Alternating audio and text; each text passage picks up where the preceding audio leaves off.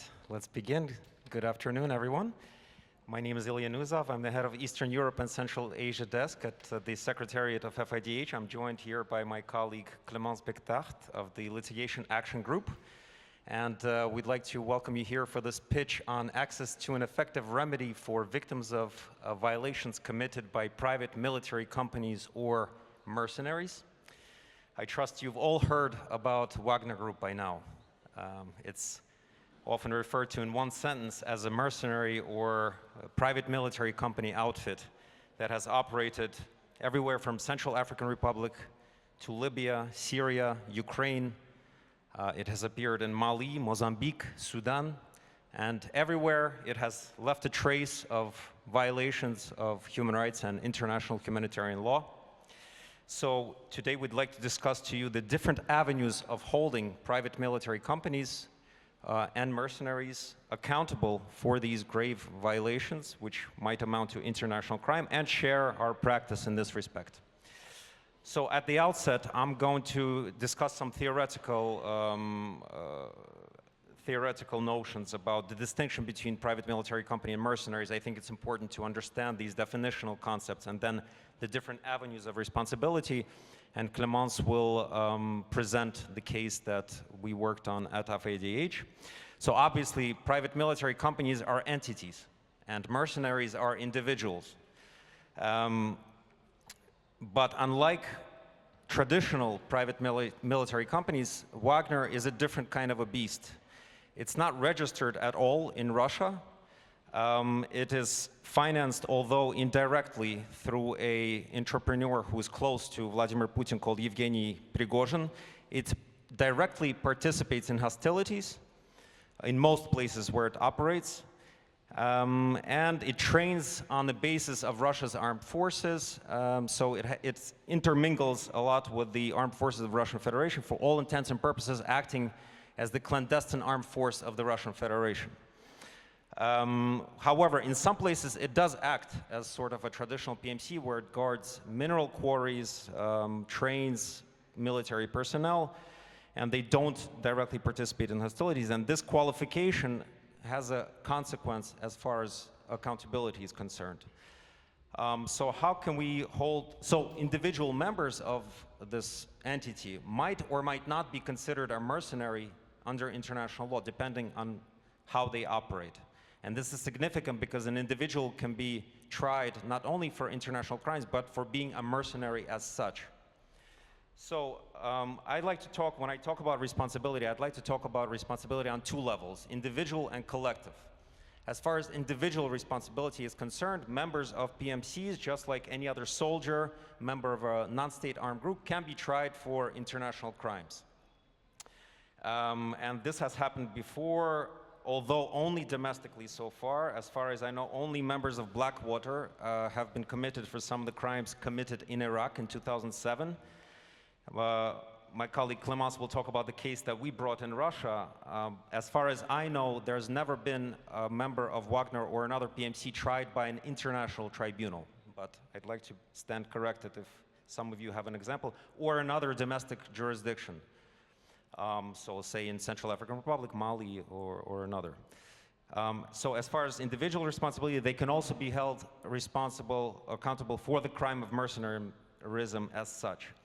And as far as collective responsibility, let's not forget that PMCs are legal entities. So whenever jurisdictions have the right to try or to bring to civil liability corporations or other legal entities, it is possible to do so. So in Central African Republic, I know that they have jurisdiction over legal entities, so that could be possible. The Center for Constitutional Rights, our American member organization, brought a case under the Alien Tort Claims Act in the United States in Al-Shimari versus CACI for torture, war crimes, and violations of the right to life. And lastly, let's not forget about state responsibility, another form of collective responsibility. When one can establish the close links between the PMC that's committing these atrocities and the state, even though it's a private entity, the state can be held responsible for private conduct in certain situations when that entity is acting under the state's effective control. So We did just that in bringing a case to the European Court of Human Rights, where we try to show that Russia is responsible for violations committed by members of Wagner Group in Syria. And I'll let Clémence talk more about that particular case. Clémence, please, the floor is yours.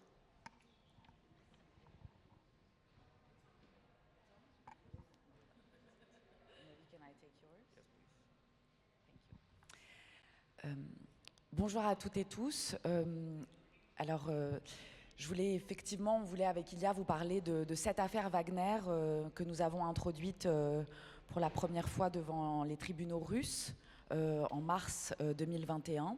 Et vous en parler peut-être d'un point de vue de retour d'expérience aussi, de ce que ça a pu constituer, quels en ont été les contours et comment on a pu travailler pour faire en sorte que cette affaire elle puisse être introduite dans un contexte, vous l'imaginez bien, s'agissant du groupe Wagner, où les enjeux de sécurité étaient très importants. Cette affaire, elle commence en juin 2017, lorsque circule sur les réseaux sociaux une vidéo qui montre 3 hommes russophones en tenue militaire en train de torturer un homme.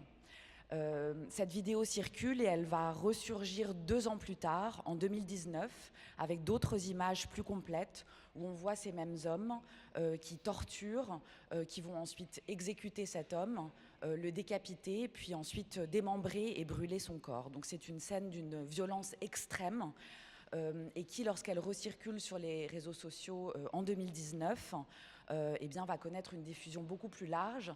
Et c'est dans ces conditions que Novaya Gazeta va pouvoir eh bien, réaliser une enquête et va arriver d'abord à déterminer l'identité d'un des hommes que l'on voit sur cette vidéo, à établir aussi qu'il appartient au groupe Wagner et ensuite eh bien, à localiser l'endroit en Syrie, dans le nord de la Syrie, près de Raqqa, où cette vidéo a été tournée. À ce moment-là, en 2019, en novembre 2019, Novaya Gazeta publie son enquête. C'est donc la première fois qu'on a, grâce à cette vidéo et grâce à l'enquête faite par Novaya Gazeta, un lien direct entre un membre dont on sait ou dont on pense savoir qu'il appartient à Wagner et des exactions commises qu'on peut qualifier de crimes de guerre, en l'occurrence en Syrie. Novaya Gazeta va transmettre en novembre 2017 le résultat de leur enquête à la commission d'enquête de Moscou, qui aurait dû à ce moment-là ouvrir une enquête, mais rien ne va être fait. Et dans le même temps, le Centre syrien pour les médias et la liberté d'expression, SCM, organisation membre de la FIDH, eh bien, est contacté par le frère de la victime syrienne, en disant voilà, j'ai reconnu mon frère, ma famille, on a tous reconnu mon frère sur cette vidéo et on vous demande, vous, SCM, de faire en sorte que les bourreaux, les responsables soient traduits en justice. Et là, il va se passer quelque chose que moi je qualifie de magie de la FIDH, je dirais, parce que on a SCM qui est contacté donc par la famille qui souhaite porter plainte, qui a le courage aussi de dire on sait les risques, on vous fait confiance et on vous demande en notre nom d'essayer d'obtenir justice en Russie. Et à ce moment-là, on va donc mettre en contact SCM et Mémorial. Et je dirais que c'est là où la magie va opérer, parce qu'il y a une coordination qui va se faire et qui va durer près d'1 an. Une coordination avec des réunions stratégiques régulières entre l'équipe de SCM, celle de Mémorial, pour identifier des avocats russes qui vont accepter de préparer et de porter cette plainte. Une articulation aussi pour que les messages et la stratégie soient communes. Et ça va prendre du temps, ça va prendre plus d'1 an, mais ça va aboutir donc à cette plainte qui a été déposée en mars 2021 avec la famille de la victime qui a été informée à toutes les étapes et qui va pouvoir donc eux-mêmes en leur nom déposer cette plainte devant la commission d'enquête de Moscou. Alors vous me direz quel espoir dans la capacité de la justice russe à faire en sorte qu'une enquête soit ouverte et à essayer d'identifier les responsables. Bien évidemment, on avait un espoir très mesuré, mais on savait aussi à quel point il était important de challenger cette affaire d'abord devant la justice russe pour essayer de faire en sorte qu'une enquête soit ouverte et ensuite, bien évidemment, de pouvoir, le cas échéant, épuiser les voies de recours internes et se tourner vers la Cour européenne des droits de l'homme. Et c'est ce qu'on a finalement fait en juin dernier. Et j'aimerais saluer ici vraiment le courage et la détermination des deux avocats russes qui ont accepté de prendre cette affaire en charge, Ilya Novikov et Piotr Zaikin, qui, avec une grande détermination, ont relancé la commission d'enquête, porté plainte pour inaction devant une cour à Moscou, puis ensuite fait appel de la décision. Et c'est comme ça qu'on a pu justifier, donc, en juin dernier, de l'épuisement des voies de recours internes et porter donc, cette affaire devant la Cour européenne des droits de l'homme contre la Russie, l'affaire Ismail contre Russie, qui pose bien évidemment une question juridique sans précédent, qui est celle de la responsabilité de l'État russe sur les exactions du groupe Wagner. Donc voilà quelques mots pour vous parler de cette affaire qui est vraiment très, très importante pour nous, aussi parce qu'à bien des égards, elle est sans précédent. Et avant d'ouvrir aux questions que vous auriez éventuellement, on avait envie avec Ilya aussi de faire intervenir Drissa Traoré, qui est représentant de l'AFIDH à Bamako. Et on voulait lui poser cette question. Drissa, on le sait, les affaires qui concernent Wagner, elles sont très rares, en raison notamment d'un obstacle majeur qui est celui de la documentation. Comment documenter les exactions commises par ce groupe, comment le faire, d'abord comment avoir accès à l'information, et bien évidemment aussi comment le faire dans des conditions sécuritaires qui permettent de documenter les crimes.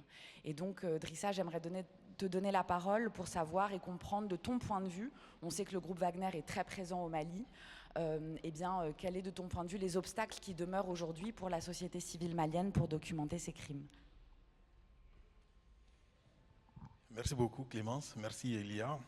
Et, alors pour nous c'est un sujet nouveau au Mali, puisque l'avènement de Wagner au Mali il est relativement récent.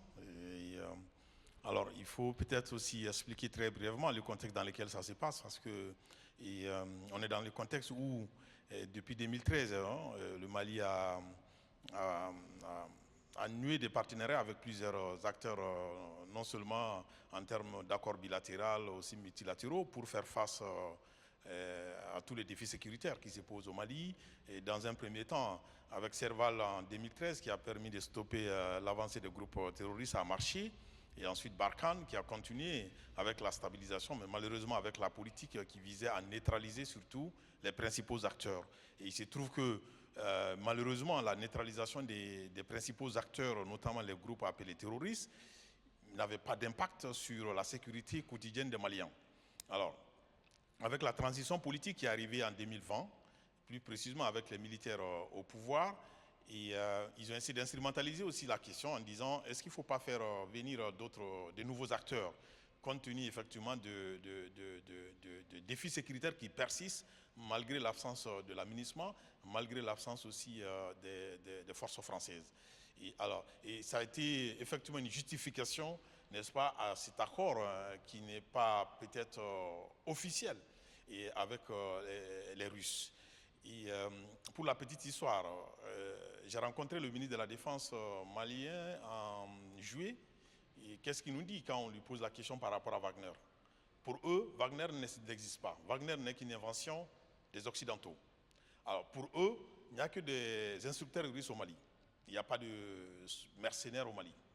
Alors, à contrario, nous qui sommes sur le terrain, pour effectivement documenter les violations graves des droits de l'homme, alors on a la chance, je ne sais pas si c'est une chance, en tout cas de voir tous les acteurs qui interviennent dans la sécurisation au Mali.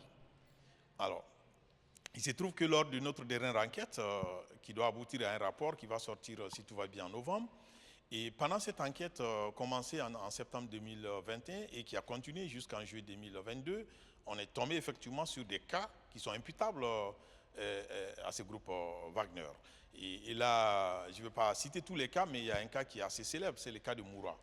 Donc l'événement de Moura qui a en tout cas défrayé la chronique au Mali, est survenu plus précisément vers le 27 mars de cette année. Et une intervention de l'armée au cours de laquelle il y a eu des cas d'exécution sommaire il y a eu des cas de viol, il y a eu des cas de torture et il y a eu des cas de détention arbitraire. Et quand nous interrogeons les victimes, qu'est-ce que les victimes nous disent? Une victime ne peut pas vous dire que c'est Wagner ou ça ne l'est pas. Quelles sont les indications? On va nous dire c'était des blancs, des militaires blancs. Alors, ils ne parlaient pas anglais, ils ne parlaient pas français. Alors, en particulier, quand vous demandez aux victimes de violences sexuelles, on vous dit ah, l'homme que j'ai rencontré ne parlait pas français, ne parlait pas bamanankan. Bamanankan, c'est une langue locale. Ne parlait pas fulfulde, qui est une langue locale. Ne parlait pas non plus anglais. Mais c'était une langue bizarre, entre guillemets. J'ai vu une personne qui avait des tatouages. Il n'a pas dit la victime ne dit pas tatouage, parce qu'elle ne connaît pas. Elle dit qu'il y avait de gros trucs, des dessins sur le corps. Alors, quand on recoupe, on se rend compte que c'est des indications qui donnent qu'est-ce que je veux dire? C'est des illustrations qui donnent des indications sur l'appartenance de la personne qui serait à la base d'une violation des droits de l'homme. Je parlais d'exécution sommaire. Alors, je ne vais pas donner tout le contenu de cette enquête, mais en tout cas, ça nous a permis de comprendre un peu comment tout cela est arrivé. On regroupe effectivement des personnes qui ont une apparence peule. On regroupe des personnes qui sont peut-être mal habillées, entre guillemets. Et alors, on les amène au bord du fleuve. Et ensuite, on fait une sélection. Une sélection sur la base, comme je l'ai dit, d'appartenance ethnique, etc. Et après, tout le reste, voilà, passe au peloton d'exécution. Alors, donc, c'est comme si, à la fois, c'est des violations qui ont été directement commises par les forces armées maliennes, mais aussi par, effectivement, des éléments appartenant au groupe Wagner. Ça, c'est l'exemple le plus frappant de la présence du Wagner au Mali. Et cela s'est passé à Mopti. Quand on va à Ségou, on a vu qu'on était arrivé à un moment où il n'y avait plus de sorties de l'armée malienne. Mais avec l'arrivée de Wagner, il y a plus de sorties et souvent ces sorties sont accompagnées des expéditions punitives. Et nous, on le dit, de plus en plus, on assiste à la déjudiciarisation des cas de terrorisme. Alors qu'auparavant, il y avait plusieurs individus suspectés d'être terroristes qui étaient appréhendés et qui étaient remis au pôle judiciaire spécialisé qui est la juridiction d'instruction en charge, n'est-ce pas, de juger et, disons, d'instruire les cas de terrorisme. Mais aujourd'hui, il y a peu de gens qui viennent à Bamako. Alors, cela sous-entend, je ne sais pas où on les met, mais voilà, vous savez déjà ce que je veux dire. Donc, c'est un contexte très difficile et dans lequel nous évoluons. Et le premier défi, je l'ai dit, hein, c'est comment accéder à ces victimes-là. Nous, on a essayé, mais dans quelle mesure? Il faut soit faire venir des victimes d'un point A à un point B, parce que tu ne peux pas aller à Djinné, où il y a eu les violations de droits de l'homme, l'armée ne va pas vous permettre l'accès, l'armée a empêché la MINUSMA d'aller sur le terrain. Il n'y a aucun survol des vols MINUSMA sur toutes les zones où opère le groupe Wagner. C'est aussi une manière de permettre à ce que toutes ces violations se passent incognito. Et à plus forte raison, nous, organisations qui avons des moyens très très limités, et nous sommes obligés, n'est-ce pas, de faire venir des victimes, compte tenu aussi de leur exposition à de l'insécurité, pour les faire entendre dans une zone plus ou moins sécurisée. C'est ce qu'on fait dans le cadre de notre travail de monitoring des violations de droits de l'homme. Pour terminer, l'autre défi auquel on est confronté, c'est qu'il faut le dire, la majeure partie des populations maliennes est acquise à la cause des Russes aujourd'hui. Alors cela sous-entend que dénoncer une violation commise par les partenaires russes, c'est un crime. Pas légalement, mais dans la pratique. Parce que si une organisation qui s'hasarde à le faire, alors tu ne seras pas uniquement prise à partie par l'État, mais surtout par les populations. Si tu as la chance, tu seras victime des injures sur les réseaux sociaux. Mais si tu n'as pas de chance, on va casser peut-être ton véhicule, on va faire d'autres choses, etc. Et c'est malheureusement dans cet environnement que nos organisations essayent de travailler.